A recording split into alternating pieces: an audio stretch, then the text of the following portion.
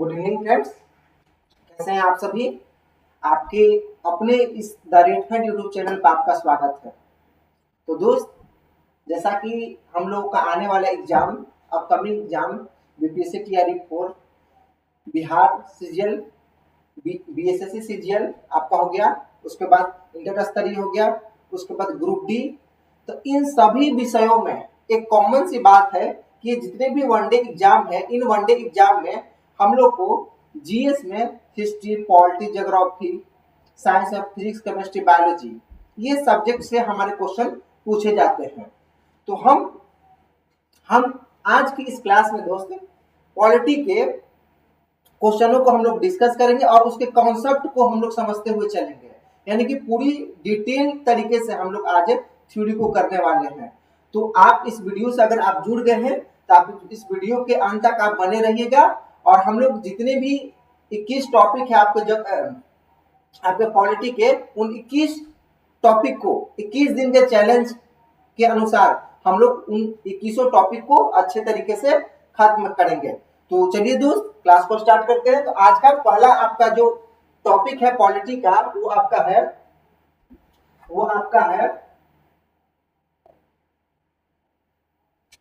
भारत का संवैधानिक विकास। कौन सा टॉपिक है दोस्त? भारत का संवैधानिक विकास।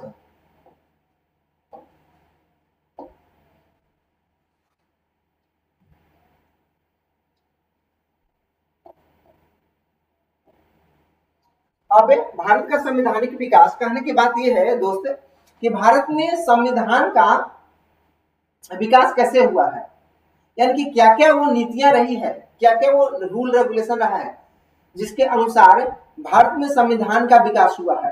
तो आपको ये बता दें दोस्त कि भारत में संविधान के विकास होने से पहले प्रशासनिक कार्य किए गए। अंग्रेजों ने प्रशासनिक कार्य किए, प्रशासनिक सुधार किए।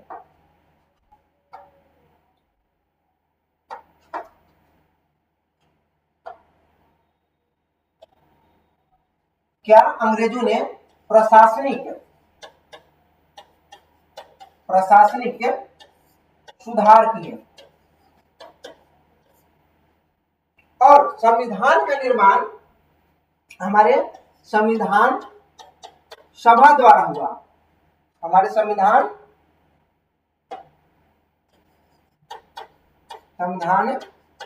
सभा द्वारा हुआ। तो जैसा कि दोस्त हम लोग को पता है कि 1498 ईस्वी में देखते हैं कि पुर्तगाल से वास्को डी गामा भारत व्यापार करने के माध्यम से आते हैं और उसी होड़ दौर में इंग्लैंड से ईस्ट इंडिया कंपनी भारत आती है, एक ट्रेडिंग कंपनी के रूप में, व्यापार कंपनी के रूप में। उसका मेन मकसद होता है भारत से व्यापार करना, लेकिन धीरे धीरे वो हमारे राजनीतिक हिस्सों में भी भाग लेने लगता है, दीवानी हिस्सों में भाग लेने लगता है। और हम देखते हैं कि 1757 का प्लासी का युद्ध होता है और 1764 में बक्सर का युद्ध होता है बंगाल में, और इस तरह से 1765 ईस्वी में इलाहाबाद की संधि होती है और इस इलाहाबाद की संधि के तहत में बिहार, उड़ीसा और झारखंड, बंगाल की दीवानी अंग्रेजों के हाथ में चली जाती है। और वहीं से ब्रिटिश यानी कि ईस्ट इंडिया, उस समय भारत में ईस्ट इंडिया कंपनी होती थी, ईस्ट इंडिया कंपनी भारत पे धीरे धीरे अधिकार करना स्टार्ट कर देता है। तो हम देखेंगे दोस्तों कि और ईस्ट इंडिया कंपनी अपने लाभ के लिए क्या करती है कि समय समय पे अपना ईस्ट इंडिया कंपनी में जो कर्मचारी रहते हैं उनकी समीक्षा करने के लिए, यानी उनमें सुधार करने के लिए, ताकि हम ज्यादा से ज्यादा लाभ कमा पाए, उसके लिए वो अलग अलग अपना नियम कानून लाते हैं। इन्हीं नियम कानून को हम लोग आज पढ़ेंगे। तो देखिए दोस्तों, संवैधानिक विकास। तो देखिए, हम जानते हैं कि कंपनी का शासन कब से प्रभावी हो गया, तो 1773 से लेकर 1858, यानी कि 1773 से लेकर 1858 के बीच में कंपनी अपने रूल रेगुलेशन में चेंज करती है और क्या करती है कि अधिक से अधिक लाभ कमाना चाहती है और कर्मचारियों पर जो उपहार लेते हैं उस पर शिकंजा कसने की कोशिश करते हैं। तो देखिए, तो अगर आपसे पूछा जाए कि कंपनी का शासन कब से कब तक रहा, तो हम बोलेंगे कि 1773 से लेकर 1858। इसी समय आता है 1773 में दोस्त रेगुलेटिंग एक्ट। क्या आता है? Regulating act 1773। ये किसके द्वारा लाया जाता है? तो ईस्ट इंडिया कंपनी द्वारा। किसके द्वारा? ईस्ट इंडिया, क्योंकि उस समय हम लोग को जो शासन कर रही होती है वो ईस्ट इंडिया कंपनी शासन कर रही होती है। और इस रेगुलेटिंग एक्ट के तहत बंगाल का गवर्नर जनरल बना दिया जाता है। बंगाल के गवर्नर को बंगाल का गवर्नर जनरल। तो आपसे एक सवाल है दोस्त, अगर आप तैयारी कर रहे हैं तो आप बताइए उस समय 1773 में बंगाल के गवर्नर को बंगाल के गवर्नर बना दिया जाता है, तो उस समय बंगाल का गवर्नर कौन था? तो बंगाल के गवर्नर थे रॉबर्ट क्लाइव। कौन थे दोस्त? Robert Clive. आप ये बात ध्यान में रखिएगा कि उस समय बंगाल के गवर्नर कौन थे? Robert Clive.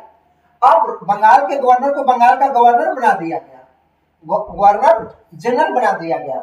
और प्रथम बार बंगाल का गवर्नर जनरल बनते हैं, कौन बनते हैं? तो Warren Hasting, Lord Warren Hastings बनते हैं। यानी कि अगर आपसे ये सवाल पूछा जाए कि बंगाल के प्रथम गवर्नर जनरल, तो आप क्या बताएंगे? Warren Hasting. आपसे पूछा जाए कि बंगाल का गवर्नर, तो आप क्या बताएंगे? रॉबर्ट क्लाइव बताएंगे। ठीक है। अब देखिए, बंगाल का गवर्नर जनरल, लेकिन इससे पहले क्या हुए होंगे बंगाल का गवर्नर जनरल से पहले दोस्त? तो आपको हम बता दें कि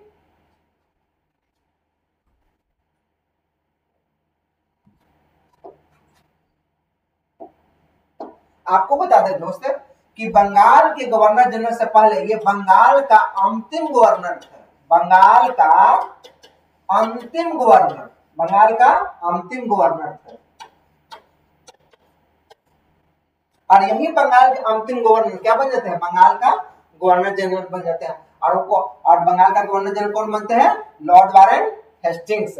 चलिए, उसके बाद क्या होता है कि केंद्रीय प्रशासन का आरंभ हो जाता है। यानी कि हम लोगों को कैसे शासन करना है, कैसे नियम कानून बनाना है, अधिक से अधिक कंपनी को लाभ पहुंचाना है, जो कर्मचारी घूस ले रहे हैं या अच्छी तरह से काम नहीं कर रहे, यानी उनकी रवैयों को एक सही तरीके से लाने के लिए यहाँ पे केंद्रीय प्रशासन का आरंभ हो जाता है 1773 के रेगुलेटिंग एक्ट के तहत।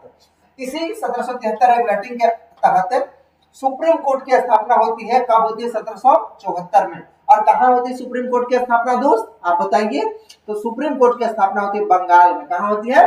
बंगाल में। तो इसी 1773 एक्ट के तहत अगर कोई आपसे पूछे कि सुप्रीम कोर्ट की स्थापना कब हुई है, तो 1774, यानी कि महज एक साल के बाद क्या होता है? 1774 में बंगाल में सुप्रीम कोर्ट की स्थापना हो जाती है। उसके बाद इस सुप्रीम कोर्ट के जो मुख्य न्यायाधीश होते हैं, जिनको हम सीजीआई बोलते हैं, वो कौन होते हैं? Sir Elijah Aamby. Sir Elijah Aamby कौन होते हैं दोस्त? Sir Elijah Aamby. और इसके साथ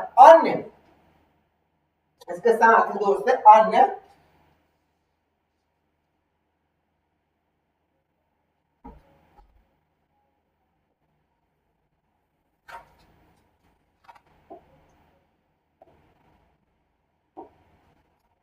इसके साथ दोस्त अन्य जो होते हैं,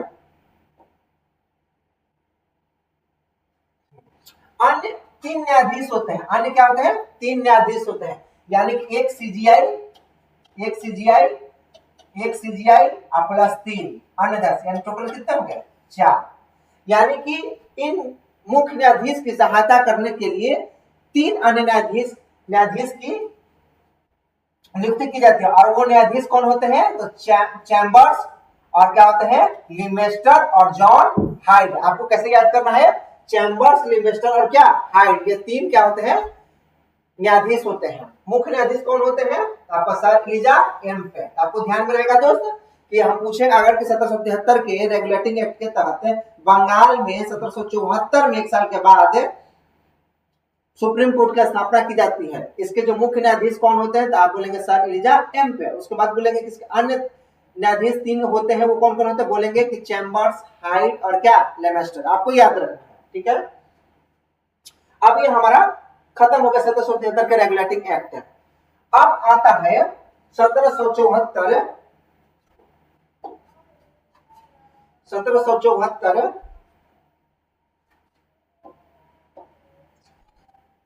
1774 का quits India act. Quits India act, इसके भी पहले एक एक्ट आता है और वो एक्ट क्या आता है 1781। 1700 क्या 81, इसको बोलते हैं act of settlement. Act of settlement, settlement, act of क्या सेटलमेंट, है ना। एक्ट ऑफ सेटलमेंट करने का मतलब क्या है कि जो 1773 के रेगुलेटिंग एक्ट में जो कमियां हैं दोस्तों, उस कमियों को खारिज करने के लिए, यानी कि उन कमियों में सुधार करने के लिए 1781 का एक्ट ऑफ सेटलमेंट लाया जाता है और इसका कोई काम नहीं होता है, ठीक है दोस्त। उसके बाद हम लोग समझेंगे कि उसके बाद आता है, इसके बाद क्या आता है क्विट्स इंडिया एक्ट, यानी कि जो एक्ट है उसकी समीक्षा करने के लिए, है ना, सुधार करने के लिए समय समय पर एक्ट लाए जा रहे हैं। और हम देख रहे हैं कि क्विट्स इंडिया एक्ट आती है 1774 में। कब आती है दोस्त 1774 में। और इसमें क्या होता है कि दोहरी सरकार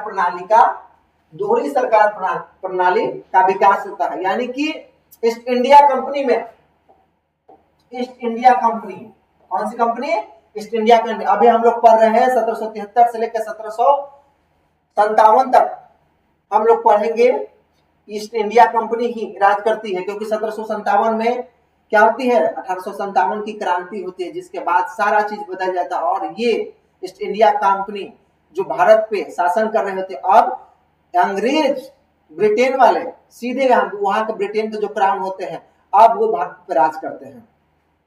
आपको पता होगा कि महारानी एलिजाबेथ 15 सालों के लिए इस ईस्ट इंडिया कंपनी को भारत में व्यापार करने के लिए भेजती हैं, लेकिन धीरे धीरे क्या होता है कि व्यापारी लोग अधिक लाभ कमाते हैं, तो वहां की महारानी इनको और भी सालों के लिए मतलब भारत के साथ व्यापार करने के लिए छूटें प्रदान कर देती है।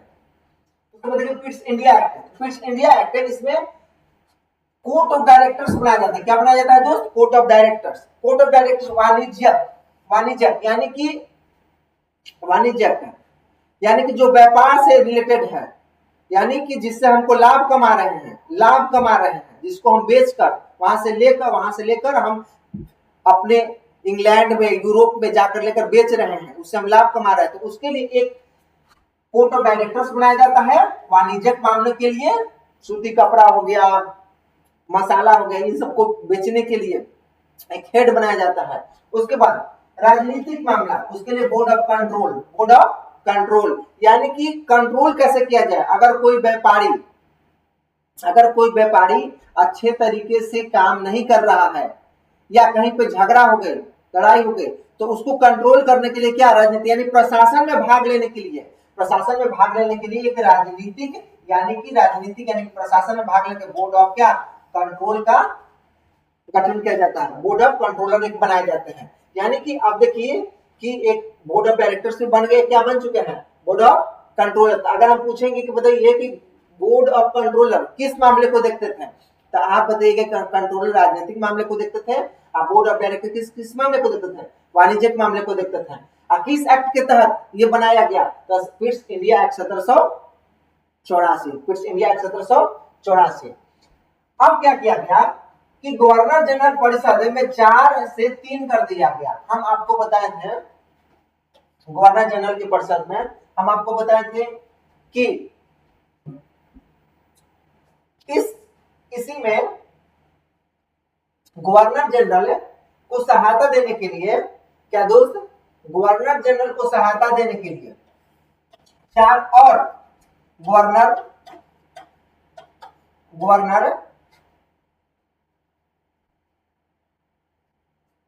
हम देख रहे हैं कि गवर्नर जनरल के पर्सन में 4 से 3 करेंगे, यानी कि गवर्नर, बंगाल के गवर्नर जनरल एक जो बने, कौन बने, तो वारेन हेस्टिंग्स। वारेन हेस्टिंग को सहायता देने के लिए 4 और गवर्नर उनको गवर्नर जनरल परिषद में नियुक्त किए जाते हैं। अब उसकी संख्या कितना हो चुकी है, तो 4 से 3 हो चुकी है। कब, 1784 के पिट्स इंडिया एक्ट के तहत। ठीक है, उसके बाद देखेंगे कि कंपनी क्षेत्र ब्रिटिश अधिकृत भारतीय क्षेत्र। ठीक है, ब्रिटिश जहां जहां पे ब्रिटिश का राज है वहीं वहीं पे ये अपना कानून बना रहे थे। ठीक है, क्योंकि बहुत सारे ऐसे जगह थे जहां पे देसी रियासतें थी, वहां के राजा राजाओं वहां पे इन ईस्ट इंडिया कंपनी का अधिकार नहीं था। उसी के लिए तो 1857 में क्रांति होती है दोस्तों। आप लोग इसकी भी कमियों को सुधार करने के लिए लाता है क्या, चार्टर एक्ट लाता है 1813 में, यानी कि 1774 में जो कमी है उसको सुधार करने के लिए चार्टर एक्ट 1833 में लाया जाता है। इसमें क्या होता है कि व्यापारिक एकाधिकार समाप्त कर दिया जाता है और चाय और चीनी के साथ व्यापार को छोड़कर, यानी कि व्यापारिक एकाधिकार, यानी कि भारत जब आती है ईस्ट इंडिया कंपनी तो राजनीतिक और व्यापारिक मामलों में तो हस्तक्षेप करती ही करती, व्यापारिक मामलों में तो हस्तक्षेप करती है, राजनीतिक मामलों में हस्तक्षेप करने लगती है और भारतीयों को व्यापार करने नहीं देती है और न ही अन्य देश के लोगों को व्यापार करने की अनुमति देती है। अब क्या हो गया कि व्यापारिक एक अधिकार समाप्त हो गया। ऐसा नहीं है कि सिर्फ और सिर्फ ईस्ट इंडिया कंपनी ही भारत पे व्यापार करेगी, मोनोपोली यानी कि ईस्ट इंडिया कंपनी ही व्यापार करेगी। अब इसको समाप्त कर दिया, अब कोई भी आके भारत में व्यापार कर सकता है। ठीक है, लेकिन चाय और चीन के साथ व्यापार को छोड़कर, यानी कि चाय और चीनी, ठीक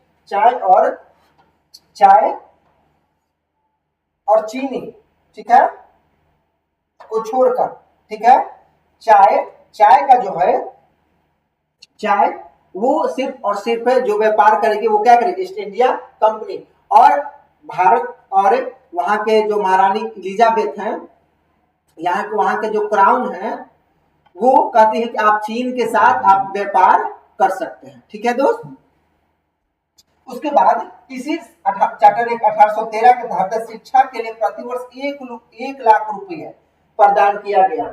1 लाख रुपये प्रदान किए गए, यानी कि शिक्षा के लिए अब 1 लाख रुपए का आवंटन हो गया ताकि शिक्षा में सुधार किया जा सके। क्यों 1 लाख रुपए की आवंटन हुआ? इसलिए दोस्त क्योंकि जो भारतीय कर्मचारी थे, क्योंकि ईस्ट इंडिया कंपनी को सारे लोग ब्रिटिशर से तो काम नहीं करेंगे ईस्ट इंडिया कंपनी में, उनको अगर उनको ज्यादा से ज्यादा लाभ कमाना है तो उनको कर्मचारियों की आवश्यकता होगी। और कर्मचारी, भारतीय कर्मचारी उतने शिक्षित होते नहीं थे, तो इन कर्मचारियों को शिक्षित करने के लिए 1 लाख रुपया इन्होंने खर्च कर दिया शिक्षा पर, ताकि इन लोगों को हम लोग ट्रेंड कर सकेंगे। ठीक है, तो अगर पूछेगा कि शिक्षा के लिए 1 लाख प्रतिवर्ष 1 लाख रुपए किस चार्टर एक्ट के तहत दिया गया था? 1813 के चार्टर एक्ट के तहत। उसके बाद कहा गया तो मुक्त व्यापार की नीति, आप समझिए कोई भी आप खुला व्यापार, आप कोई भी आदमी यहाँ पे व्यापार कर सकता है। और एक बात ध्यान रखना है दोस्त, और क्या ध्यान रखना है कि ईसाई मिशनरियों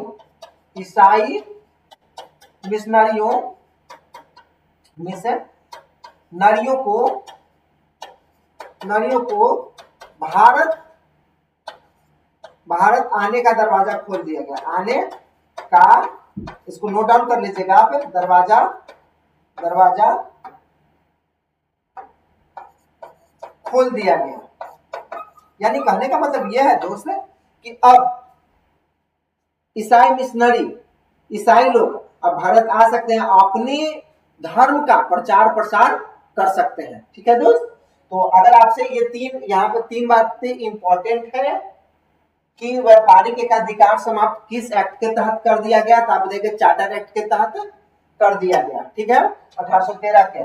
आपसे पूछा कि शिक्षा में कब 1 लाख रुपया आवंटन किए गए, तो कब? चार्टर एक्ट 1813 के। मुक्त व्यापार नहीं, जब कोई भी भारत में आकर व्यापार कर सकता है, किस एक्ट के तहत? 1813 के एक्ट के तहत। ईसाई मिशनरियों को भारत का दरवाजा खोल दिया गया, कोई भी अपना प्रचार प्रसार कर सकता है अपने धर्म का, ईसाई लोग। तो किस? ईसाई लोग अपने, तो इस 1813 के चार्टर एक्ट के तहत। उसके बाद हम लोग देखेंगे चार्टर एक्ट 1833। चार्टर एक्ट क्या? 1833। इस चार्टर एक्ट को देखने से पहले दोस्तों,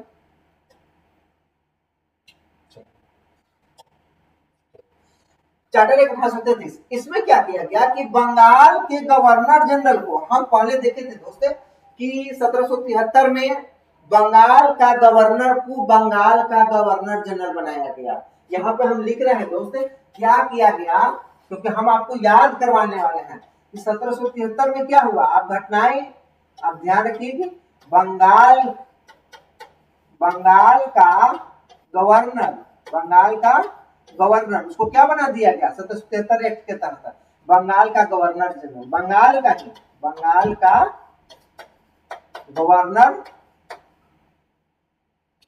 गवर्नर जनरल, ठीक है, जनरल।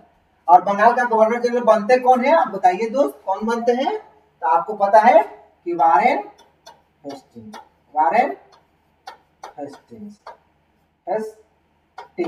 ठीक है, वारेन हेस्टिंग्स। उसके बाद 1833 एक्ट के तहत क्या हुआ कि बंगाल के गवर्नर जनरल को, बंगाल के ही नहीं रहा, भारत का गवर्नर जनरल बना दिया, भारत का गवर्नर जनरल बना दिया गया, भारत का गवर्नर जनरल। और भारत का गवर्नर जनरल कौन बनते हैं? तो लॉर्ड विलियम बेंटिंक। कौन बनते हैं दोस्त? तो प्रथम लॉर्ड विलियम बेंटिंक कौन बनते हैं? भारत का गवर्नर जनरल बनते हैं। तो अगर कोई पूछे कि किस एक्ट के तहत बंगाल के गवर्नर जनरल को भारत का गवर्नर जनरल बना दिया गया, तो आप क्या बोलेंगे? बोलेंगे कि 1833 चार्टर एक्ट के तहत बंगाल के गवर्नर जनरल को भारत का गवर्नर जनरल बना दिया गया। ठीक है दोस्त, कोई कंफ्यूजन नहीं, ठीक है। तो भारत का गवर्नर जनरल प्रथम कौन बनते हैं? भारत का गवर्नर जनरल तो लॉर्ड विलियम बेंटिक। बंगाल का गवर्नर जनरल कौन रहते हैं? Warren Hastings. बंगाल का गवर्नर कौन होता है? Robert Clive. अब एक बात में सवाल आ रही होगी कि अगर आपसे पूछ ले कि बंगाल का अंतिम गवर्नर जनरल, तो वारेन हेस्टिंग्स को क्या बताएंगे? नहीं दोस्त, लॉर्ड विलियम बेंटिक को बताएंगे, क्योंकि जो अंतिम रहेगा वही तो गवर्नर जनरल बनेगा बाद बाकी। तो बंगाल का अगर अंतिम गवर्नर जनरल पूछे तो हमको बताना लॉर्ड विलियम बेंटिक, यही बन जाता है क्या? भारत का गवर्नर जनरल। अब इसी में विधि आयोग का गठन होता है। विधि आयोग यानी कानून बनाने के लिए विधि आयोग का गठन होता है, और उस विधि आयोग के अध्यक्ष बनते हैं लॉर्ड मैकाले। कौन बनते हैं दोस्त? Lord Macaulay.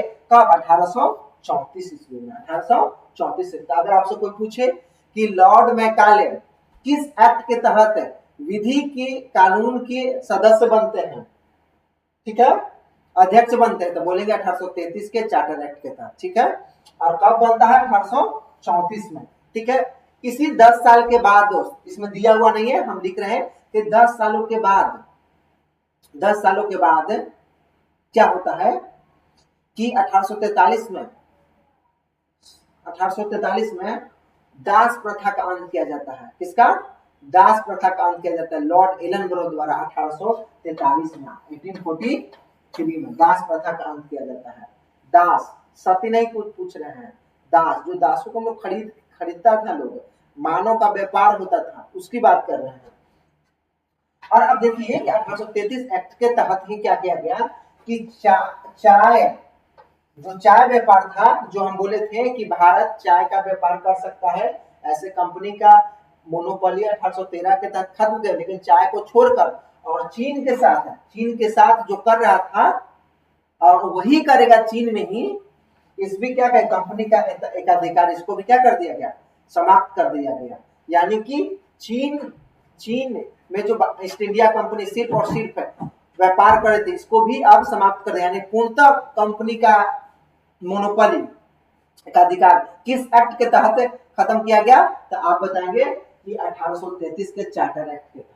ठीक है दोस्त, इतना बात क्लियर? चलिए अब आगे बढ़ते हैं।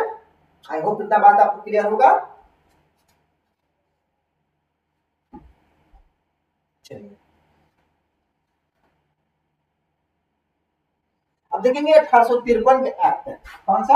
1853 का, 1853 का चार्टर एक्ट कह रहा है कि विधायी कार्य और प्रशासनिक कार्य को अलग कर दिया गया। विधायी कार्य हम लोग जानते हैं, जो कानून बनाता है संसद में, विधायी का लोकसभा होता है, राज्यसभा, इन दोनों मिलकर, इसके सदस्य मिलकर और संसद में अपना प्रस्ताव रखते हैं, और जब प्रस्ताव पर राष्ट्रपति का सिग्नेचर हो जाता है तो वो क्या बन जाता है? कानून बन जाता है।